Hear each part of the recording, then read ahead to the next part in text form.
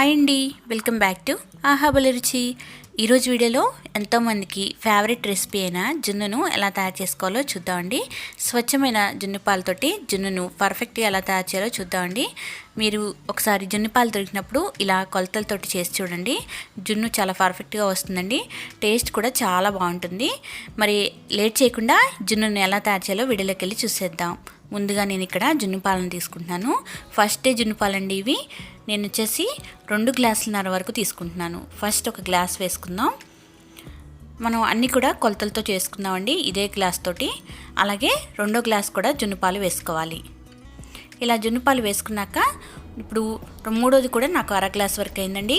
3 గ్లాసులు అంటే 3 గ్లాసులకి కొంచెం తగ్గిందనమాట.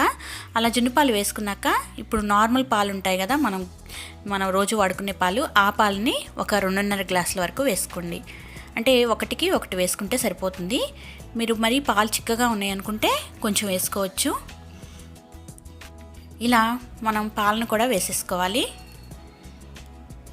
మీరు తీసుకునే చిక్కదనాన్ని బట్టి, జున్ను పాలు చిక్కదనాన్ని బట్టి పాలను వేసుకోండి. నేను ఇక్కడ 2.5 వరకు వేసుకున్నానండి. ఈ పాలు కూడా, నార్మల్ మిల్క్ కూడా. అలాగే ఇప్పుడు తురిమిన బెల్లాన్ని వేసుకోవాలి. తురిమిన బెల్లం వచ్చేసి నేను ఇక్కడ ఒక 2 గ్లాసుల వరకు వేసుకుంటున్నాను.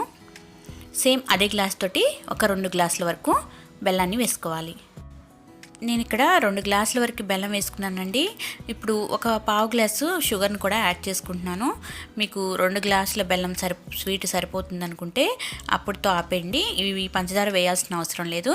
లేదు అంటే కొంచెం స్వీట్ ఎక్కువగా ఇష్టపడే వాళ్ళు అయితే కొద్దిగా వేసుకోవచ్చు. ఇలా వేసుకున్నాక మొత్తం ఈ బెల్లాన్ని బాగా కరిగించుకోవాలి. స్వీట్ కావాలంటే చూసుకొని మరి కొంచెం యాడ్ చేసుకోవచ్చు. పాలలో స్వీట్ కనుక సరిపోకపోతే వేసుకోవచ్చండి. ఇప్పుడు బెల్లం మొత్తం కరిగిపోయాక మనం ఈ పాలని ఫిల్టర్ చేసుకుందాం. మనకి బెల్లంలో నలకలు ఏమైనా ఉంటే మనకి ఫిల్టర్ చేయటం వల్ల బయటకు వచ్చేస్తాయి. ఇలా చక్కగా ఫిల్టర్ చేసుకోవాలి. క్వాంటిటీ అనేది మీకు ఎంత దొరికితే అన్ని పాలు తీసుకొని దానికి తగ్గట్లుగా నార్మల్ మిల్క్ వేసుకుంటే సరిపోతుందండి. నేను ఇక్కడ కొంచెం ఎక్కువ క్వాంటిటీలో చేస్తున్నాను కాబట్టి ఇక్కడ పాల గిన్నెలోకి ఎక్కువగా అయిపోయాయి కాబట్టి ఇక్కడ నేను 2 గిన్నెలోకి పాలను తీసుకొని చేస్తున్నాను. జున్ను తయారు చేసుకోవడానికి 2 గిన్నెలు తీసుకున్నాను. దీనిలోకి ఒక గిన్నెలోకి సగాని వరకు పాలను వేసుకున్నాను. ఇప్పుడు దీనిలోకి 1.5 టీ స్పూన్ వరకు మిరియాల పొడిని దంచుకొని వేసుకుంటున్నాను. మిరియాల పొడి వేసుకున్నాక యాలకుల పొడి కూడా 1 టీ స్పూన్ వరకు వేసుకున్నాను. మిరియాల పొడి ఎక్కువగా ఉంటే టేస్ట్ బాగుంటుంది. ఇష్టమైన వాళ్ళు వేసుకోవచ్చు. కొంచెం ఉప్పును కూడా యాడ్ చేయండి. టేస్ట్ అనేది బాగుంటుందండి. మనం చేసే స్వీట్ టేస్ట్ అనేది బాగా తెలుస్తుంది ఉప్పు వేయడం వల్ల. ఇలా వేసుకొని అన్నీ కూడా బాగా మిక్స్ అయ్యేలాగా బాగా కలుపుకోవాలి. ఇప్పుడు మనం జున్నుని తయారు చేసుకోవాలండి. ఇప్పుడు చక్కగా మిక్స్ అయిపోయాక స్టవ్ మీద ఒక వెడల్పుగా ఉన్న గిన్నె పెట్టుకొని అడుగున కొన్ని నీళ్లు వేసుకోవాలి. వేసుకొని నేను అక్కడ ఒక ప్లేట్ పెట్టుకుంటున్నానండి. ఈ గిన్నె దీని మీద పెట్టుకోవడానికి చక్కగా ఈ గిన్నెని పెట్టుకోండి. మీరు కావాలంటే గిన్నె మీద కూడా మూత పెట్టుకోవచ్చు. నేను మూత పెట్టట్లేదు, డైరెక్ట్గా పైన పెట్టేస్తున్నాను. ఈ గిన్నె పైన మూత పెట్టి కుక్ చేసుకోవాలి. ఒక 15 నుంచి 20 నిమిషాల పాటు మనం ఈ జున్నుని ఉడికించుకోవాలి. మీడియం ఫ్లేమ్లో పెట్టి ఉడికించాలండి. కింద అడుగున వాటర్ అనేవి మరీ ఎక్కువగా వేయకూడదు. ఇక్కడ జున్ను ఉడకటానికి మనకి కనీసం ఒక 15 నుంచి 20 నిమిషాలు టైం పడుతుందండి.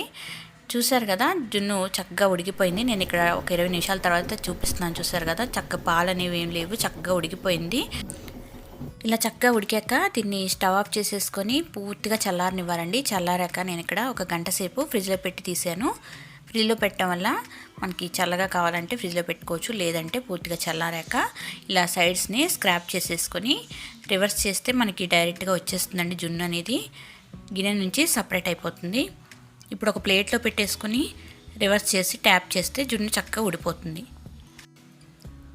మీరు తీసుకునే గిన్నె కొంచెం ఎడల్పుగా ఉండేటట్టు చూసుకోండి. చక్కగా ఊడొచ్చేస్తుంది. చూసారు కదా, చక్కగా జున్ను వచ్చేసింది.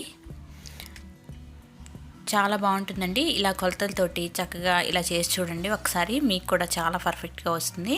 ఇప్పుడు జున్నుని మీకు కావాల్సిన సైజులో ముక్కలుగా కట్ చేసి సర్వ్ చేసుకోండి. చాలా అంటే చాలా టేస్టీగా ఉంటుంది. తప్పకుండా ఈసారి జున్ను పాలు దొరికినప్పుడు ఇలా ట్రై చేసి చూడండి. చాలా అంటే చాలా సాఫ్ట్గా ఉంటుందండి జున్ను. నోట్లో వేయగానే ఇట్టే కరిగిపోతుంది, అంత బాగుంటుంది. మీరు కూడా తప్పకుండా ట్రై చేయండి.